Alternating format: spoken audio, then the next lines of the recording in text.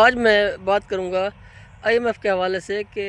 پچھلے دنوں وزیر اعلیٰ پنجاب مریم نواز صاحبہ نے تاجر برادری کو ساتھ بٹھا کے اور ایک اعلان کیا کہ اگلے سال ہم گندم تاجر برادری کے ساتھ مل کے 3500 کے حساب سے گندم خریداری کی جائے گی۔ تو آئی ایم ایف نے فی الفور اس بات کے اوپر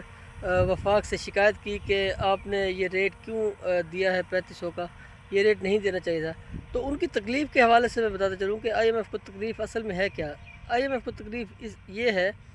کہ 6 ارب ڈالر وہ 5 سالوں میں دیتا ہے اور مختلف قسم کی شرائط رکھتا ہے۔ کبھی وہ موٹر وے کو گروی رکھنے کی کوشش کرتا ہے، کبھی وہ پی آئی اے کو گروی رکھتا ہے، کبھی وہ اسٹیٹ بینک کو گروی رکھتا ہے، کبھی وہ کس ادارے کو گروی رکھنے کی کوشش کرتا ہے۔ تو اگر میں بتاتا چلوں کہ اگر پچھلے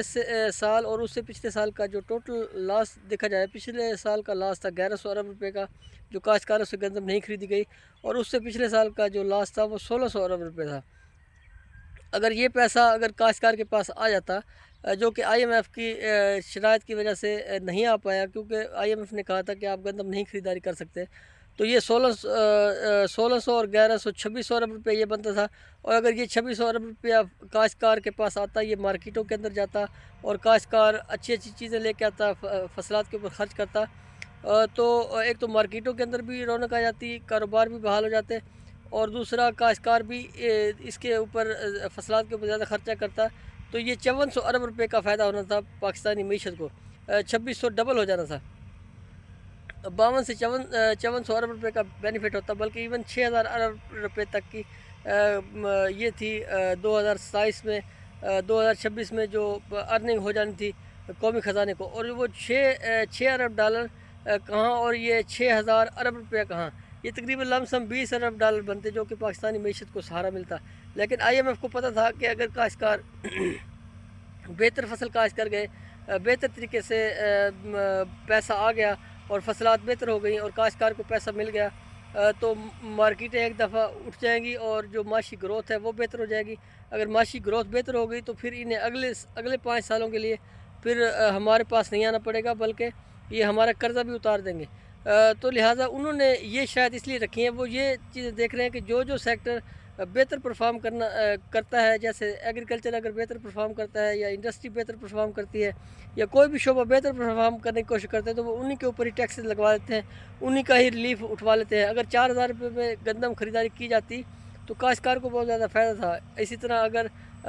گورنمنٹ اگر ریلیف دینا چاہتی ہے کسی بھی شعبے میں تو آئی ایم ایف آڑے آ جاتا ہے۔ تو میں سمجھتا ہوں کہ گورنمنٹ کو اب چاہیے کہ آئی ایم ایف کو خدا حافظ کرے اور اپنے کاشتکاروں سے گندم خریداری کرے۔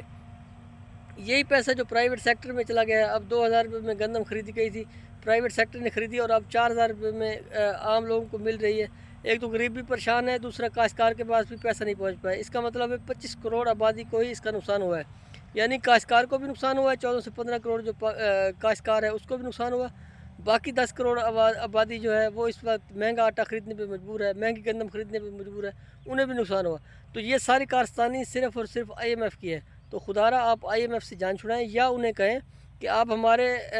جو اندرونی معاملات ہیں ان میں آپ انٹرفیئرنس نہیں کر پائیں گے۔ یہی ہمارے حکمرانوں کی نااہلی سمجھیں آپ، کہ انہوں نے اتنا کچھ قرضے کے لیے ہر چیز ان کو دیتے گئے، اور اب اتنا انٹرفیئرنس ان کا ہو گیا ہے کہ وہ نہ تو گندم خریداری کرنے دیتے ہیں، نہ کاشتکار کو کوئی ریلیف دینے دیتے ہیں، نہ انڈسٹری کو کوئی ریلیف دینے دیتے ہیں، نہ اپنے تاجر برادری کو کوئی ریلیف دینے دیتے ہیں۔ تو خدا را آئی ایم ایف سے جان چھڑائیں اور اپنے لوگوں کو ریلیف دیں، اور اپنے لوگ ہی آپ کو کما کر دیں گے اور آپ اوپر اٹھ جائیں گے۔